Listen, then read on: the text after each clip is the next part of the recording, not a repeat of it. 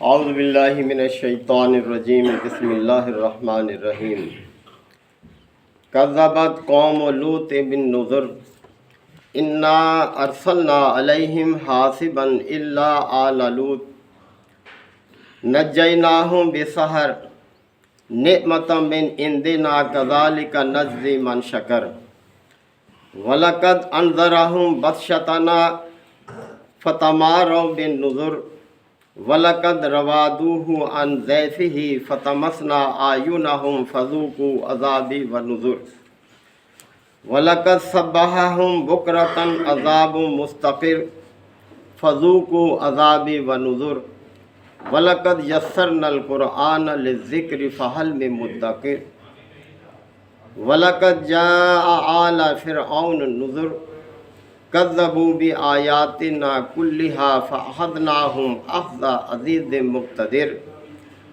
أَكُفَّارُكُمْ خَيْرٌ مِّنْ أُولَٰئِكُمْ أَمْ لَكُمْ بَرَاءَةٌ فِي الزُّبُرِ أَمْ يَقُولُونَ نَحْنُ جَمِيعٌ مُّنتَصِرٌ سَيُهْزَمُ الْجَمْعُ وَيُوَلُّونَ الدُّبُرَ بل الساعة موعدهم والساعة أدهى وأمر ان المجرمین فی ضلال وسعر صدق اللہ مولانا العظیم۔ سورہ القمر کے یہ دوسرے اور تیسرے رکوع کی آیات ہیں۔ سابقہ قوموں کے حوالے سے تنبیہ کی جا رہی ہیں کہ جن قوموں نے اپنے پیغمبروں کی دعوت کو ٹھکرایا اور نہ صرف ٹھکرایا بلکہ ان کی جان کے بھی درپے ہو گئے، تو یہ آیات مکی دور سے تعلق رکھتی ہیں۔ نبی پاک صلی اللہ علیہ وسلم کو مکہ میں اللہ کے دین کی اشاعت کرتے ہوئے کوئی 8واں سال تھا جب یہ آیات نازل ہوئی ہیں، اور لوگ تھے کہ مسلسل آپ کی دعوت کا انکار کر رہے تھے، اور جیسے کہ ابھی حافظ صاحب محترم تلاوت فرما رہے تھے، کہتے تھے کہ وَقَالَ الَّذِينَ كَفَرُوا لَا تَسْمَعُوا لِهَذَا الْقُرْآنِ، یہ کفار کہتے ہیں کہ اس قرآن کو سنو بھی مت۔ کیا فائدہ دے گا یہ قرآن پھر اس قوم کو کہ جو اس کو سننا گوارا نہیں کرتی، اور کہتے تھے کہ وَالْغَوْا فِيهِ، کہ جب یہ پڑھا جا رہا ہو تو شور مچایا کرو تاکہ لوگوں کے کان میں اس کی آواز ہی نہ پڑے اور لوگ اس سے متاثر نہ ہوں، اس کو سنے ہی نہ۔ قرآن کی یہ تاثیر ہے کہ جو بھی غور و فکر کرے گا، تدبر کرے گا، یہ ضرور اس کے اندر تبدیلی لائے گا۔ یہ ہو نہیں سکتا کہ کوئی اس کو غور و فکر کے ساتھ پڑھے، تدبر کرے اور اس کی سوچ نہ بدلے، یہ ممکن نہیں۔ تو یہ رویہ تھا ان لوگوں کا جن کے سامنے اللہ کا پیغمبر یعنی نبی کریم صلی اللہ علیہ وسلم اللہ کی دعوت پہنچا رہے تھے۔ تو انہیں تنبیہ کی جا رہی ہے کہ دیکھو سابقہ قوموں نے جب اپنے پیغمبروں کی دعوت کو ٹھکرایا اور یہ رویہ اختیار کیا جو تم اختیار کر رہے ہو، تو دیکھو ان کا انجام کیا ہوا۔ تو اس سے پہلے جو تذکرہ گزر چکا اس میں قوم نوح کا ذکر آیا سب سے پہلے، پھر قوم عاد کا ذکر کیا۔ قوم عاد کی طرف حضرت ہود علیہ السلام کو بھیجا گیا تھا، اور پھر اس کے بعد قوم سمود کا تذکرہ ہم نے پڑھا کہ جن کی طرف حضرت صالح علیہ السلام کو بھیجا گیا، اور بڑے واضح نشانیوں کے ساتھ اللہ نے پیغمبروں کو بھیجا۔ پیغمبر کی ذات کوئی معمولی ذات نہیں ہوتی، بعثت سے پہلے بھی ان کی زندگی جو ہے وہ ایک نمونہ ہوتی ہے، اپنی کردار کے لحاظ سے، اپنی اخلاق کے لحاظ سے، اپنے معاملات کے لحاظ سے، ہر طرح سے وہ ایک مثالی شخص ہوتا ہے، تاکہ کل کو جب اسے منصب نبوت پر فائز کیا جائے تو لوگ یہ نہ کہہ سکیں کہ کل تو یہ تھا آج یہ بنا ہوا ہے۔ تو اس کی زندگی ایک مثالی زندگی ہوتی ہے، اس کو پہچاننے میں کوئی دقت نہیں ہوتی لوگوں کو اگر ذرا عقل سے کام لیں تو آپ صلی اللہ علیہ وسلم کے ساتھ بھی یہی تھا۔ آپ دیکھ لیں کہ یہ جو حجر اسود کی تنصیب کا واقعہ ہے یہ بعثت سے پہلے کا واقعہ ہے۔ اس وقت آپ کی عمر مبارک 35 برس تھی، اور آپ نے جو فیصلہ کیا آپ دیکھ لیں کہ کس طرح سے لوگوں نے اس کو تسلیم کیا یعنی یہ مقام حاصل تھا آپ کو بعثت سے پہلے اپنے معاشرے میں کہ لوگوں کے ایک انتہائی پسندیدہ شخص تھے آپ۔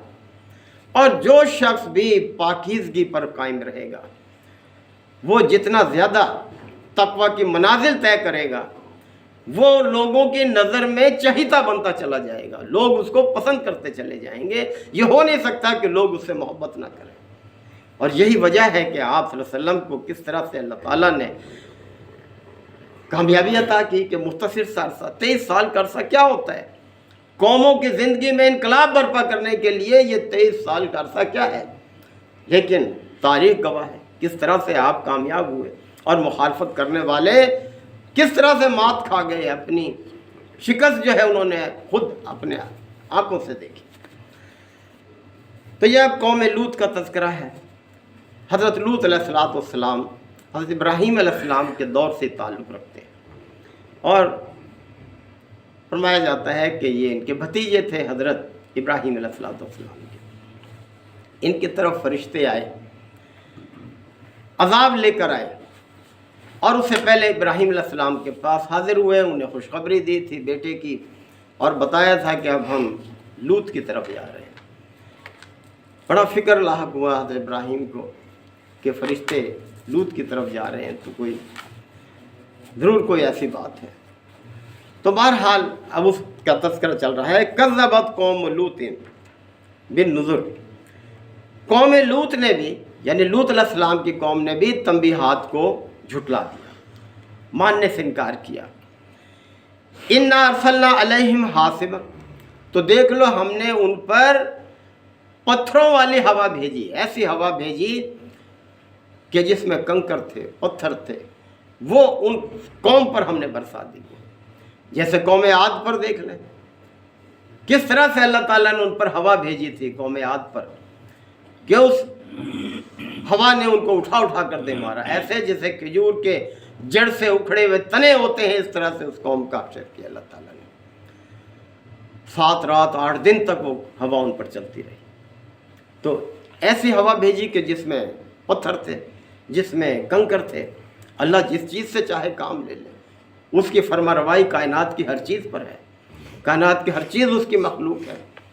اور ابھی اس واقعے سے، یعنی 8واں سال تھا نبوت کا یہ جب یہ آیات نازل ہوئی ہے، 8 سال یہ اور 40 سال آپ کی بعثت سے پہلے کی عمر، 48 سال ہو گئے۔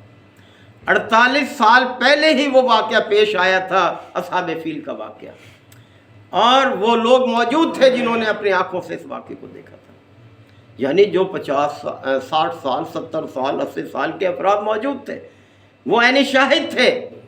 کیا ہوا انجام اس جتھے کا، اس فوج کا، جسے اپنی طاقت پر بڑا ناز تھا کہ چھوٹے چھوٹے پرندوں کے ذریعے سے اللہ تعالیٰ نے وہ کام لیا کہ کسی اور کے کیا بس میں ہوگا، کہ وہ کنکریاں اپنے پنجوں میں اور اپنے چونچ میں لے کر آئے، اور اس لشکر کو ایسے بنا دیا جیسے کھایا ہوا کعصف معقول، سورہ فیل میں آپ پڑھتے ہیں سب یہ چیز۔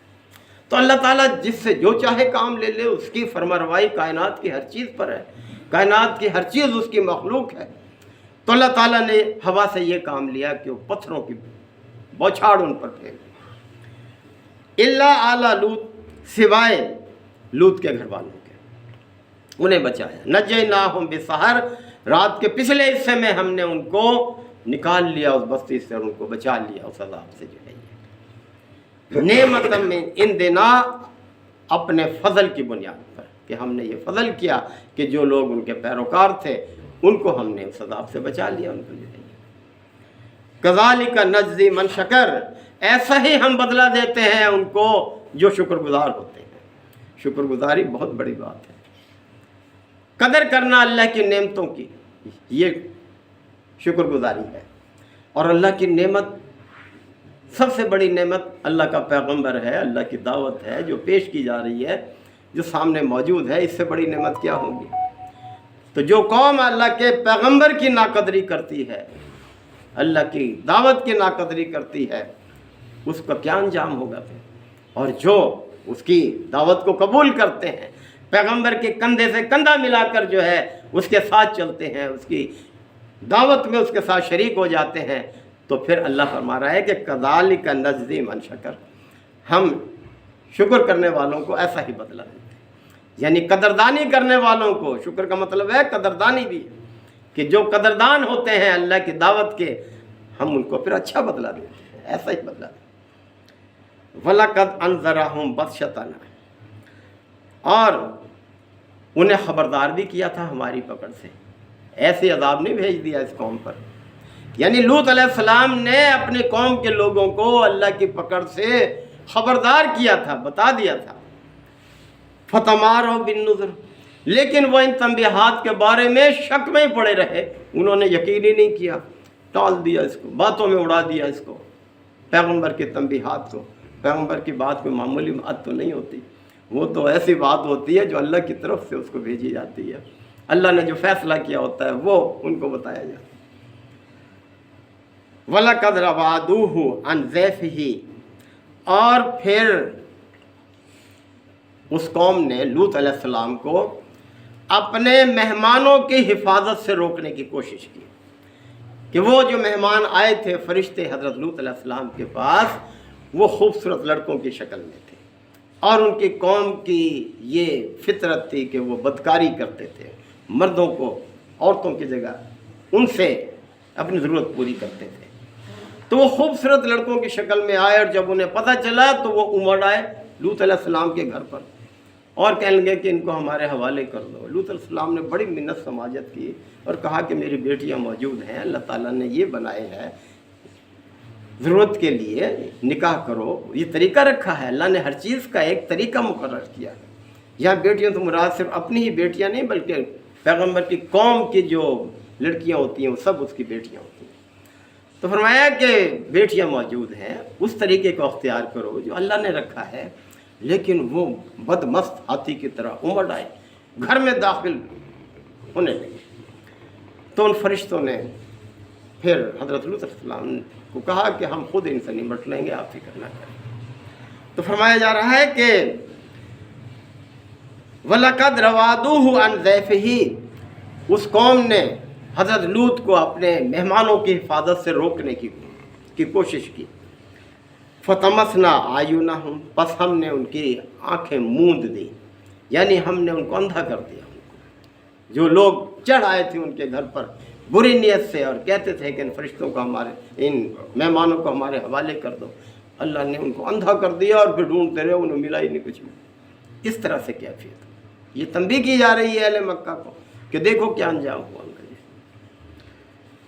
فذوقوا عذابی و نذر، پس چکھو میرے عذاب اور میری تنبیہات کا مزہ۔ یعنی اس طرح سے اللہ تعالیٰ پھر انجام کرتا ہے ان لوگوں کا جو پیغمبر کی دعوت کو جھٹلاتے ہیں۔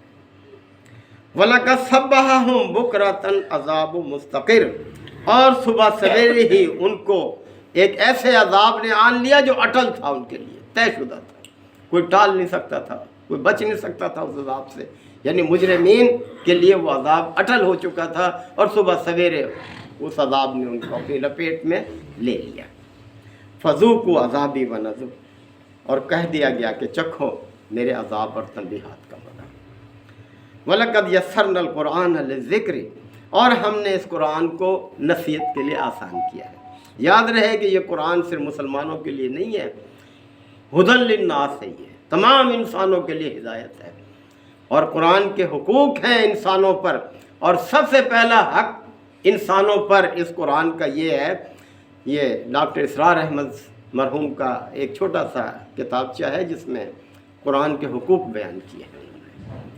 تو سب سے پہلا حق قرآن مجید کا انسانوں پر یہ ہے کہ وہ اس پر ایمان لائیں، سب سے پہلا، اور جو ایمان لائیں ان پر پھر باقی حقوق عائد ہوتے ہیں۔ 5 حقوق انہوں نے بیان کیے ہیں، تو باقی حقوق ان پر عائد ہوتے ہیں جو اس پر ایمان لائیں گے۔ تو سب سے پہلا حق ہے یہ۔ تو فرمایا وَلَقَدْ يَسَّرْنَا الْقُرْآنَ لِلذِّكْرِ، ہم نے اس قرآن کو نصیحت کے لیے آسان بنایا ہے۔ فَهَلْ مِن مُدَّكِرٍ، بس ہے جو اس سے نصیحت حاصل کرے کوئی۔ کہتے ہیں نا کہ علامہ اقبال کا وہ شعر ہے کہ وہ معزز تھے زمانے میں مسلمان ہو کر، اور تم خوار ہوئے تارک قرآن ہو کر۔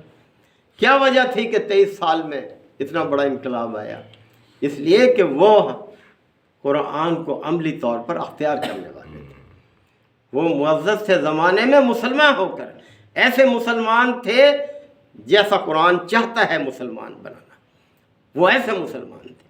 اور تم کیا ہو؟ ہماری طرف اشارہ ہے، اور تم خوار ہوئے تاریک قرآن ہو کر، تم نے قرآن کو چھوڑ دیا، لہٰذا تمہاری یہ کیفیت ہے، تم اس چیز میں مبتلا۔ یہ قرآن سمجھنے کی ہم کوشش ہی نہیں کرتے، نہ عقل میں ہے نہ عمل میں ہے ہمارے۔ آج دیکھ لیں کیا ہے، صرف بس یہ تو اضافی فائدہ ہے۔ قرآن کا ایک انوکھا فائدہ یہ ہے کہ اس کی مومن زیارت بھی کرے تو اسے ثواب ہو جاتا ہے، یہ تو اس کا اضافی فائدہ ہے۔ لیکن حقیقی فائدہ اس کا تب ہے جب اس کو سمجھ کر اس پر عمل کریں اور اس کی دعوت کو پھر ہم پھیلائیں۔ تو فرمایا کہ ہم نے قرآن کو سمجھنے کے لیے آسان بنایا ہے، بس ہے کوئی جو اس سے نصیحت حاصل کرے۔ وَلَقَدْ جَاءَ آلَ فِرْعَوْنَ النُّذُرُ، اور فرعون کے سامنے بھی اسی طرح سے ہوا، اس کے سامنے بھی جو ہے وہ دعوت پیش کی گئی۔ حضرت موسیٰ علیہ السلام آئے تھے تنبیہات لے کر، اس کے سامنے نشانیاں لے کر آئے تھے، کوئی ایسے نہیں آئے تھے۔ فرمایا وَلَقَدْ جَاءَ آلَ فِرْعَوْنَ النُّذُرُ، فرعون کے پاس بھی تنبیہات آئی تھیں۔ کذبوا بآیاتنا کلھا، اس نے ہماری سب نشانیوں کو جھٹلا دیا، جادوگر کہہ دیا، حالانکہ وہ عصا اور ید بیضا جو نشانیاں اللہ نے دی تھیں حضرت موسیٰ علیہ السلام کو، اس کے ساتھ حاضر ہوئے تھے۔ ذرا غور و فکر کرتا تو یقیناً پہچان جاتا ہے کہ یہ کوئی معمولی نشانیاں نہیں ہے، کہ انسانی کارنامہ نہیں ہے جو کچھ ہو رہا ہے، یہ خاص نشانی ہے یہ۔ لیکن اس نے جادوگر قرار دیا اور مقابلے پہ اتر آیا، جھوٹا قرار دیا، یعنی جو حربے تھے اس نے استعمال کیا۔ تو کذبوا بآیاتنا کلھا، اس نے ہماری سب نشانیوں کو جھٹلا دیا۔ اور فَأَخَذْنَاهُمْ أَخْذَ عَزِيزٍ مُقْتَدِرٍ، اور ہم نے پھر اسے ایسا پکڑا جیسے زبردست قدرت والا پکڑا کرتا ہے، اس طرح سے پکڑا۔ ڈرایا جا رہا ہے اہل مکہ کو، سمجھ جاؤ، اس طرح سے پکڑا ہم نے اسے۔ کتنا بڑے سلطنت کا بادشاہ تھا، کتنے بڑے لاؤ لشکر رکھتا تھا، کتنی طاقت کا، پر اس کو اپنا گھمنڈ تھا۔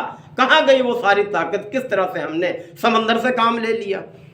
یعنی بنی اسرائیل پوری قوم لاکھوں کی تعداد میں تھی، حضرت موسیٰ علیہ السلام کی قیادت میں سمندر سے گزری، سب نے اس کا مشاہدہ کیا، اور جب فرعون اور اس کا لشکر گزرا وہی راستہ ختم کر دیا اللہ تعالیٰ نے، اسی میں غرق کر دیا۔ یہ تو فرمایا جا رہا ہے کہ ہم نے کس طرح سے دیکھیں فرعون کا انجام کیا، سبق حاصل کرو اس چیز سے۔ تو فرمایا اکفارکم خیر من اولئکم، اب قریش سے براہ راست خطاب ہے، کیا تمہارے کفار ان لوگوں سے بہتر ہیں؟ وہ کافر جو فرعون کے ساتھ تھے یا جو اور جن کا تذکرہ گزر چکا، قوم نوح میں، قوم عاد میں، قوم سمود میں، کیا ان کفار سے تم بہتر ہو؟ تم کافر بہتر ہو؟ ام لکم براءۃ فی الزبر، یا صحیفوں میں تمہارے لیے کوئی معافی لکھی ہوئی ہے کہ تم وہ رویہ اختیار کرو جو انہوں نے کیا تھا تو تمہیں کچھ نہیں کہا جائے گا، اور انہیں اتنے بڑے عذاب سے دوچار کر دیا اللہ تعالیٰ نے۔ کیا تمہارے لال لگے ہوئے ہیں کہ تمہارا وہ انجام نہیں ہوگا جو انجام ان کا ہوا؟ کوئی سبق نہیں سیکھتے تم اس سے۔ ام یقولون نحن جمیع، کیا تم یہ کہتے ہو، یہ لوگ کہا کرتے تھے کہ تم مضبوط جتھا ہو، یعنی کیا یہ لوگ یہ سمجھ رہے ہیں کہ یہ ایک مضبوط جتھا ہے، منتصر، اور اپنا دفاع کر لیں گے، اپنا بچاؤ کر لیں گے اللہ کی پکڑ سے، اللہ کے عذاب سے، اور کچھ نہیں ہوگا ہمیں؟ کیا یہ سمجھ رکھا ہے ان لوگوں نے؟ جو ہے یہ سَيُهْزَمُ الْجَمْعُ، ہزیمت اٹھائے گا یہ لشکر، یہ جتھا رسوائی ہو ان کے حصے میں آئے گی۔ وَيُوَلُّونَ الدُّبُرَ، اور پیٹ پھیر کر بھاگتا نظر آئے گا۔ اس وقت تو یہ آیت سمجھ میں نہیں آ رہی تھی۔ حضرت عبداللہ بن عباس کے فرماتے ہیں، عبداللہ بن عباس ان کے شاگرد تھے اکرمہ، ان کی روایت ہے کہ حضرت عمر رضی اللہ عنہ کو میں نے سنا کہ وہ کہتے تھے کہ جب یہ آیت نازل ہوئی تو میری سمجھ میں نہیں آیا کہ یہ کون سا لشکر ہوگا کہ جو پیٹ پھیر کر بھاگے گا اور رسوا ہو جائے گا، ہزیمت اٹھائے گا۔ لیکن جب میں نے یعنی 7 سال ہی گزرے تھے، 8ویں سال یہ نازل ہوئی ہیں، غزوہ بدر پیش آئی، تو حضرت عمر رضی اللہ عنہ فرماتے ہیں کہ میں نے دیکھا کہ کفار کا لشکر پیٹ پھیر کر بھاگ رہا تھا، شکست کھا کر، اور نبی کریم صلی اللہ علیہ وسلم اپنے اوپر زرہ باندھے ہوئے جو ہیں وہ جھپٹ رہے تھے ان پر، ان کی زبان مبارک پر، نبی کریم صلی اللہ علیہ وسلم کی زبان مبارک پر یہ الفاظ تھے سَيُهْزَمُ الْجَمْعُ وَيَوَلُّونَ الدُّبُرَ، کہ شکست کھایا، یہ جتھا پیٹ پھیر کر بھاگ گیا۔ تو پھر مجھے سمجھ آئی کہ یہ الفاظ اس موقع کے لیے تھے، تو اللہ تعالیٰ نے پیشگی جو ہے یہ خبر دے دی تھی۔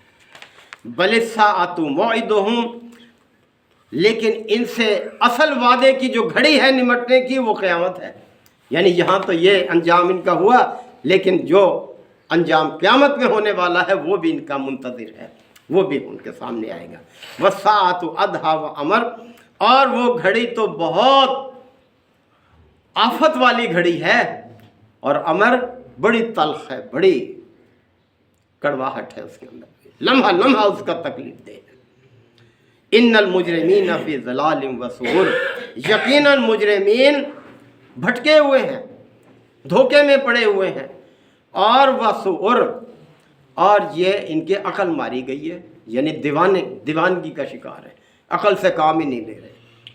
یوم یسحبون فی النار علی وجوہہم، اور وہ دن بھی دیکھیں گے یہ لوگ جب ان کو چہروں کے بل آگ میں گھسیٹ کر لے جایا جائے گا، چہروں کے بل۔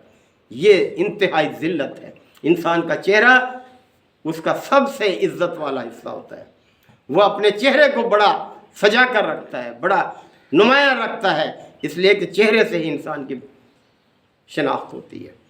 تو فرمایا کہ ان المجرمین، یہ جو مجرم ہیں یہ کیا ہوں گے، یوم یسحبون فی النار علی وجوہہم، کہ یہ چہروں کے بل گھسیٹتے ہوئے لے جائے جائیں گے آگ کے اندر جو ہے۔ ذوقوا مَسَّ سقر، اور پھر ان سے کہا جائے گا کہ چکھو اب اس کا مزہ، اس مصیبت کا، اس عذاب کا مزہ چکھو جو ہے۔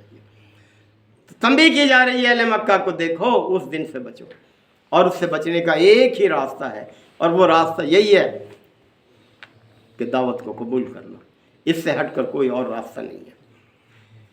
ان الدین عند اللہ الاسلام، اللہ کے نزدیک دین یعنی طریقہ زندگی انسانوں کے لیے صرف اور صرف اسلام ہے، اور یہ آپ صلی اللہ علیہ وسلم کے لیے نہیں، حضرت آدم سے لے کر نبی پاک صلی اللہ علیہ وسلم تک ایک ہی طریقہ ہے، اور اللہ نے اس کا نام اسلام رکھا ہے۔ اور جو اس کے علاوہ کوئی دین اختیار کرے گا، وَمَن يَبْتَغِ غَيْرَ الْإِسْلَامِ دِينًا فَلَن يُقْبَلَ مِنْهُ، جو اسلام کے علاوہ کسی اور طریقہ زندگی کی آرزو کرے گا، اس کو اختیار کرے گا، وہ ہرگز قبول نہیں کیا جائے گا اس کی طرف سے۔ اللہ کے نزدیک یہی ایک دین ہے، اور جو اس کے پیروکار ہیں ہر دور میں ان کو اللہ نے مسلم ان کا نام رکھا ہے، چاہے کوئی لوگ کچھ ہی نام اختیار کرتے رہے۔ فرما دیا اللہ نے ہی فرمایا کہ وَهُوَ سَمَّاكُمُ الْمُسْلِمِينَ مِن قَبْلُ وَفِي هَذَا، اس نے مسلم ہی رکھا ہے اپنے پیروکاروں کا نام، پہلی کتابوں میں بھی اور اس کتاب میں بھی، لہذا مسلم ہی ہماری شناخت ہونی چاہیے، یہی ہماری پہچان ہونی چاہیے۔ اللہ تعالی ہم سب کو عمل کی توفیق عطا فرمائے۔ وآخر دعوانا الحمدللہ وکفا وسلام علی عبادہ الذین اصطفی۔ ربنا آتنا فی الدنیا حسنہ وفی الآخرۃ حسنہ وقنا عذاب النار وادخلنا الجنۃ مع الابرار یا عزیز یا غفار یا رب العالمین۔ اللہم انک عفو کریم تحب العفو فاعف عنا۔ اللہم من احییتہ منا فاحیہ علی الاسلام ومن توفیتہ منا فتوفہ علی الایمان۔ یا شافی الامراض اشف مرضانا ومرضى المسلمین، یا قاضی الحاجات اقض حاجاتنا وحاجات المسلمین۔ اللہم اعز الاسلام والمسلمین، اللہم دمر اعداء الدین۔ ربنا تقبل منا انک انت السمیع العلیم وتب علینا انک انت التواب الرحیم۔ صلی اللہ تعالی علی خیر خلقہ محمد وآلہ وصحبہ اجمعین۔